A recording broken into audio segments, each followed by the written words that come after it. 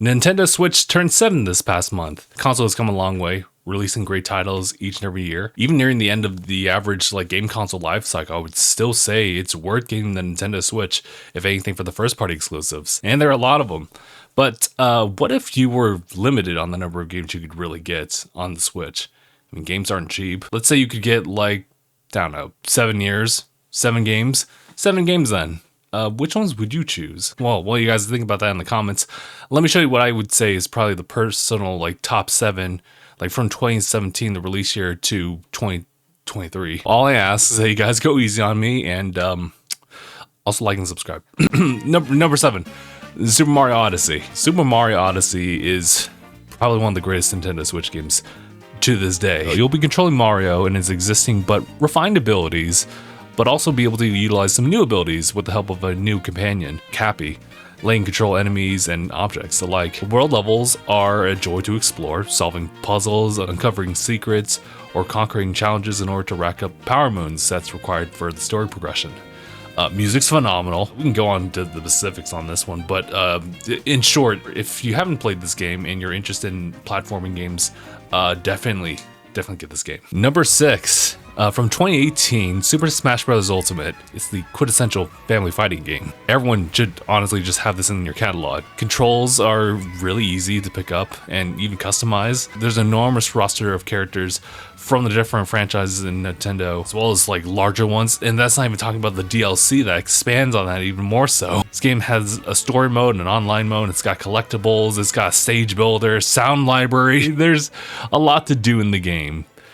But it can definitely just be enjoyed the moment that you boot up the game for the first time via the classic Smash mode. And number 5 from 2019, Pokemon Sword and Shield. Sword and Shield is the first mainline Pokemon game to show up on Nintendo Switch. It's also a pretty good choice for just people unfamiliar with the series, due to the fact that this game has its standard story progression and formula of catching Pokemon, training them, clearing gyms, becoming the strongest trainer in the game essentially. It also has some nice features that are introduced into Sword and Shield, such as camping, the open zone wild areas, the raid battles. Pokemon Sword and Shield also has DLC, which helps to expand your Pokedex as well as capture additional legendary Pokemon, which will then stem over to the fact that this game is actually compatible with Pokemon Home, which is the most current application for transferring and storing multiple Pokemon from different games. It's a perfect opportunity to just start actually collecting all your Pokemon. Number 4 from 2020, Animal Crossing New Horizons. Animal Crossing is a fun, calming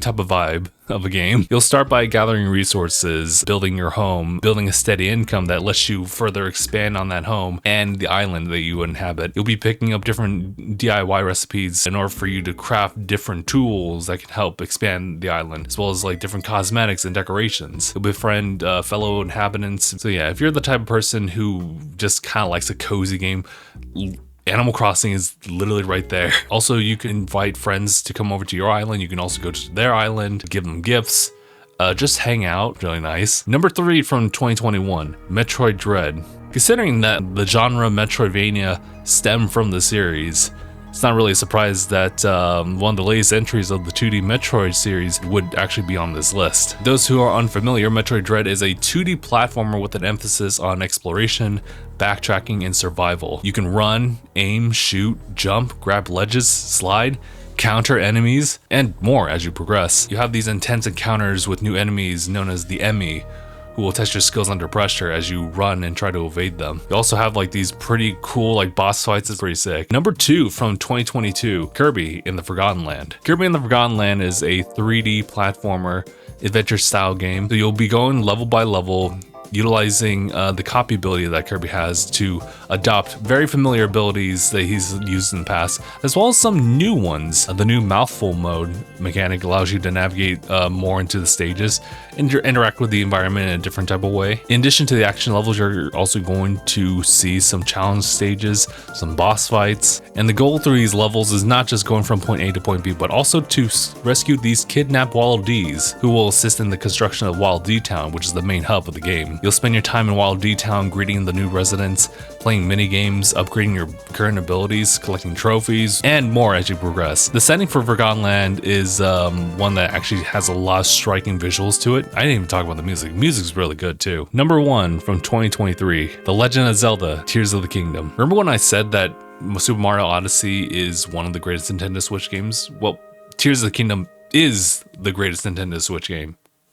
Personal opinion though. So Tears of the Kingdom takes the previous title, Breath of the Wild, and expands on it in arguably every aspect. The world is 3 times as big to explore. The new abilities that you get in this game just helps you to interact and traverse the world in a completely different way. You got Ultra Hand that lets you essentially create anything that you want. You have the fuse ability letting you fuse tools, weapons, objects just for varying effects. You have Ascend that lets you bypass ceilings. The story in this game, I would say, is pretty straightforward as far as what you need to do as the hero of Hyrule. But I would say that there's a level of mystery in the whereabouts of Princess Zelda in this game, as well as the lore that they introduced in this game at the very beginning. And I found a lot of that to be very compelling in just following what has happened and letting you engage in the world a little bit more so than just simply exploring just to figure things out, you know? I think it's now time to turn the attention to you guys. If you only had a game for each of the years from 2017 to 2023, which games would you pick from each year